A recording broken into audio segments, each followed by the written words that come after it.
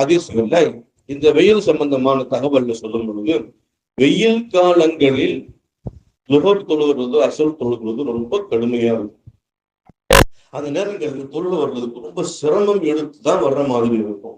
அப்ப பாத்தீங்கன்னா அவங்க தூரங்கள்ல இருந்து நடந்து வர்றவங்களா இருக்காங்கல்ல, அவங்களுக்கு இரட்டிப்பல்ல 4 மடங்கு நன்மைகள் அதிகமாகும்.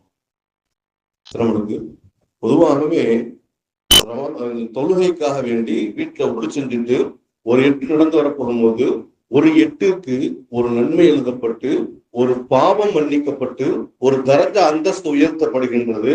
அதே சமயத்துல இந்த வெயில் காலமாக இருந்தால் அது 4 மடங்கு அதிகமாகும் என்பதாக நமக்கு பெருமக்கள் சொல்வார்.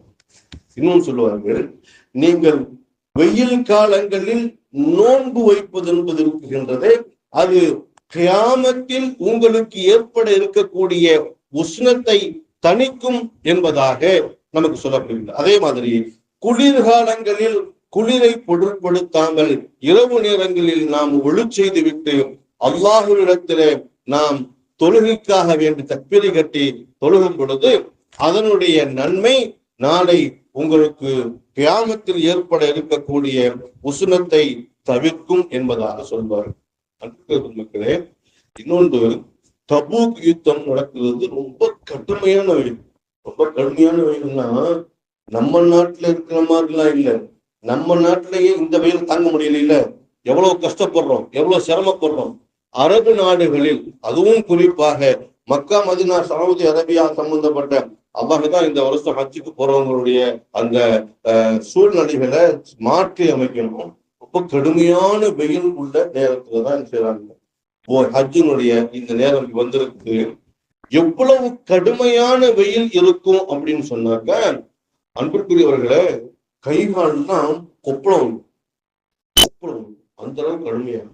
அந்த கடுமையான வெயில் நேரத்துல எங்க தபூக் யுத்தம் நடக்க போது முனாஃபிக்கள் சொல்லுவாங்க, நீங்க இந்த மாதிரியான சூழ்நிலைகள்ல இந்த தபூக் யுத்தம் போகணுமா, இந்த போரை தவிர்க்கலாமே என்று சொல்லும் பொழுது அல்லாஹ் தஆலா குர்ஆனில் சொல்லுகின்றான், ஒரு நாரும் நிச்சயமாக நரகம் இருக்குகின்றதே, அது நிச்சயமாக மிகப்பெரிய உஷ்ணமாக இருக்குகின்றது. இந்த வெயிலை காட்டிலும் பல மடங்கான உஷ்ணம் உள்ளதாக இருக்குகின்றது என்று நபியே நீங்கள் சொல்லுங்கள் என்பதாக சொல்லக்கூடிய அந்த வார்த்தையை நாம் பார்த்தோம்.